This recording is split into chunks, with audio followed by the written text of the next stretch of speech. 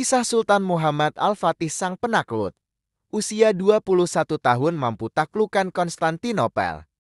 Sultan Mehmed II atau juga dikenal Sultan Muhammad Al-Fatih 30 Maret tahun 1432 3 Mei tahun 1481, beliau adalah sultan yang memerintah di dinasti Turki Utsmani.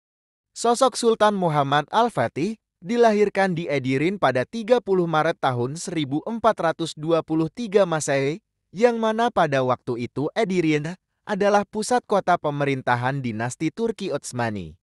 Adapun Sultan Muhammad Al-Fatih adalah putra dari Sultan Murad II. Beliau hidup di masa setelahnya Sultan Salahuddin Al-Ayyubi pahlawan Perang Salib tahun 1137 sampai tahun 1193 Masehi. Selain itu, Sultan Muhammad Al-Fatih sudah diangkat menjadi sultan ketika usianya baru menginjak 12 tahun. Mendapat julukan Al-Fatih Sang Penakluk karena telah berhasil menaklukkan Konstantinopel dan dilakukan pada saat usianya masih 21 tahun. Tak hanya itu, Sultan Muhammad Al-Fatih mempunyai kepakaran dalam bidang ketentaraan, sains, matematika, dan menguasai 6 bahasa. Luar biasanya keberadaan Sultan Muhammad Al-Fatih ini pun telah diprediksi oleh Rasulullah Shallallahu Alaihi Wasallam dalam sabdanya. Kota Konstantinopel akan jatuh ke tangan Islam. Pemimpin yang menaklukkannya adalah sebaik-baik pemimpin. Dan pasukan yang berada di bawah komandonya adalah sebaik-baik pasukan. H.R. Ahmad bin Hanbal Al-Musnad 43035. Dari sudut pandang Islam, ia dikenal sebagai seorang pemimpin yang hebat, pilih tanding, dan tawadu. Kejayaannya dalam menaklukkan Konstantinopel menyebabkan banyak kawan dan lawan kagum dengan kepemimpinannya serta taktik dan strategi peperangannya yang dikatakan mendahului pada zamannya dan juga kaedah pemilihan tentaranya. Ia merupakan anak didik Syekh Syamsuddin yang masih merupakan keturunan Abu Bakar As-Siddiq. Ia jugalah yang mengganti nama Konstantinopel menjadi Istanbul Islam keseluruhannya. Kini nama tersebut telah diganti oleh Mustafa Kemal Atatürk menjadi Istanbul. Untuk memperingati jasanya, Masjid Al-Fatih telah dibangun di sebelah makamnya. Sultan Muhammad Al-Fatih adalah salah seorang raja atau sultan kerajaan Utsmani yang paling terkenal. Ia merupakan sultan ketujuh dalam sejarah Bani Utsmaniyah. Adapun Al-Fatih adalah gelar yang senantiasa melekat pada namanya karena dialah yang mengakhiri atau menaklukkan kerajaan Romawi Timur yang telah berkuasa selama 11 abad. Sultan Muhammad Al-Fatih memerintah selama 30 tahun. Selain menaklukkan Bizantium, ia juga berhasil menaklukkan wilayah-wilayah di Asia, menyatukan kerajaan-kerajaan Anatolia dan wilayah-wilayah Eropa. Dan termasuk jasanya yang paling penting adalah berhasil mengadaptasi manajemen kerajaan Bizantium yang telah matang ke dalam kerajaan Utsmani. Karakter pemimpin yang ditanamkan sejak kecil. Semenjak kecil, Sultan Muhammad Al-Fatih telah mencermati usaha ayahnya untuk menaklukkan Konstantinopel. Bahkan Sultan Muhammad Al-Fatih telah mengkaji usaha yang pernah dibuat sepanjang sejarah Islam untuk menaklukkan Konstantinopel, sehingga menimbulkan keinginan yang kuat baginya meneruskan cita-cita umat Islam. Ketika beliau naik tahta pada tahun 1451, dia telah mulai berpikir dan menyusun strategi untuk menawan kota bandar kota-kota pelabuhan tersebut. Kekuatan Sultan Muhammad Al-Fatih terletak pada ketinggian pribadinya. Sejak kecil ia dididik secara intensif oleh para ulama terkemuka di zamannya. Di zaman ayahnya, yaitu Sultan Murad II, Sultan Murad II telah menghantar beberapa orang ulama untuk mengajar anaknya Sultan Muhammad Al-Fatih, tetapi oleh Sultan Muhammad Al-Fatih menolaknya. Lalu, dia menghantar Asy-Syaikh Al-Qurani dan memberikan kuasa kepadanya untuk memukul Sultan Muhammad Al-Fatih jika beliau membantah perintah gurunya. Menjadi penguasa Utsmani. Sultan Muhammad II diangkat menjadi Khalifah Utsmaniyah pada tanggal 5 Muharram 855 Hijriah bersamaan dengan 7 Februari tahun 1451 Masehi. Program besar yang langsung ia canangkan ketika menjabat sebagai khalifah adalah menaklukkan Konstantinopel. Langkah pertama yang Sultan Muhammad lakukan untuk mewujudkan cita-citanya adalah melakukan kebijakan militer dan politik luar negeri yang strategis. Ia memperbarui perjanjian dan kesepakatan yang telah terjalin dengan negara-negara tetangga dan sekutu-sekutu militernya. Pengaturan ulang perjanjian tersebut bertujuan menghilangkan pengaruh kerajaan Bizantium Romawi di wilayah-wilayah tetangga Utsmaniyah baik secara politis maupun militer. Menaklukkan Bizantium. Al-Fatih juga menyiapkan lebih dari 4 juta prajurit yang akan mengepung Konstantinopel dari darat.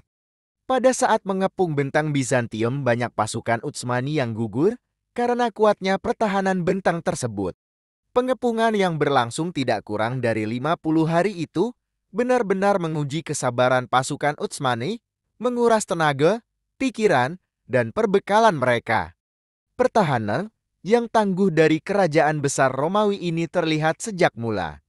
Sebelum musuh mencapai benteng mereka, Bizantium telah memagari laut mereka dengan rantai yang membentang di semenanjung Tanduk Emas. Tidak mungkin bisa menyentuh bentang Bizantium kecuali dengan melintasi rantai tersebut.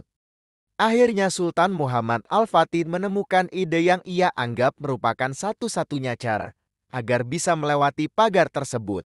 Ide ini mirip dengan yang dilakukan oleh para pangeran Kiev yang menyerang Bizantium di abad ke-10. Para pangeran Kiev menarik kapalnya keluar Selat Bosporus, mengelilingi Galata, dan meluncurkannya kembali di Tanduk Emas, akan tetapi pasukan mereka tetap dikalahkan oleh orang-orang Bizantium Romawi. Sultan Muhammad melakukannya dengan cara yang lebih cerdik lagi. Ia menggandeng 70 kapalnya melintasi Galata ke Muara, setelah meminyaki batang-batang kayu. Hal itu dilakukan dalam waktu yang sangat singkat, tidak sampai 1 malam. Di pagi hari, Bizantium kaget bukan kepalang.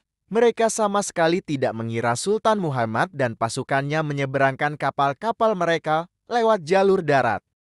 70 kapal laut diseberangkan lewat jalur darat yang masih ditumbuhi pohon-pohon besar, menebangi pohon-pohonnya, dan menyeberangkan kapal-kapal dalam waktu 1 malam adalah suatu kemustahilan menurut mereka, akan tetapi itulah yang terjadi. Peperangan dahsyat pun terjadi.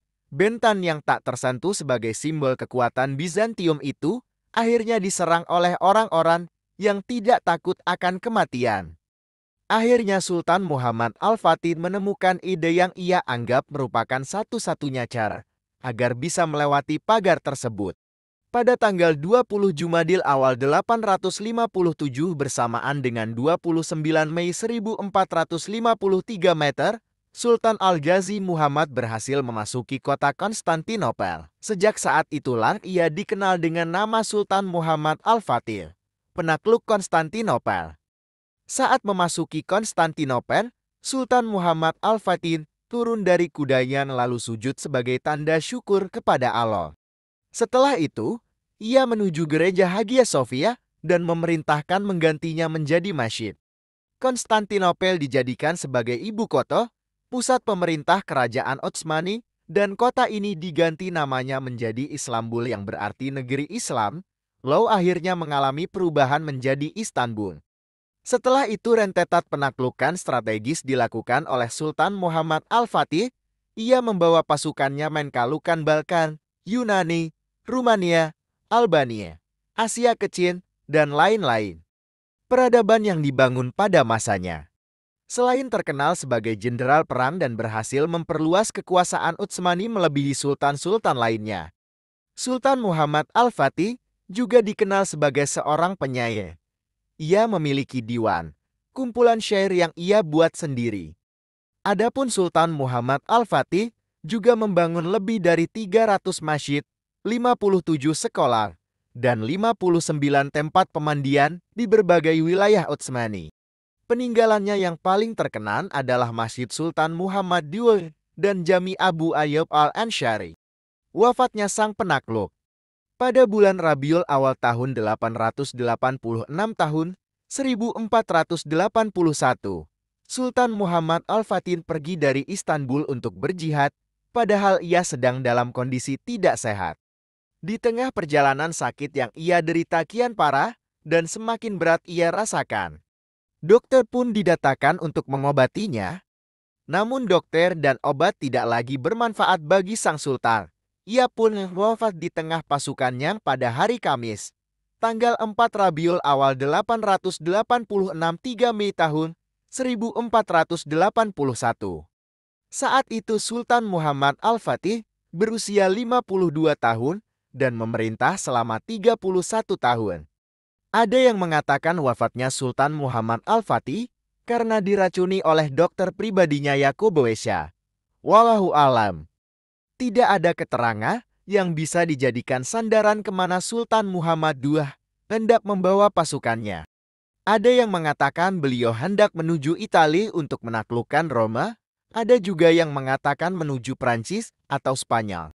Sebelum wafat, Sultan Muhammad Al-Fatih mewasiatkan kepada putra dan penerus tatanya, Sultan Bayazid II, agar senantiasa dekat dengan para ulama, berbuat adil, tidak tertipu dengan harta, dan benar-benar menjaga agama baik untuk pribadi, masyarakat, dan kerajaan.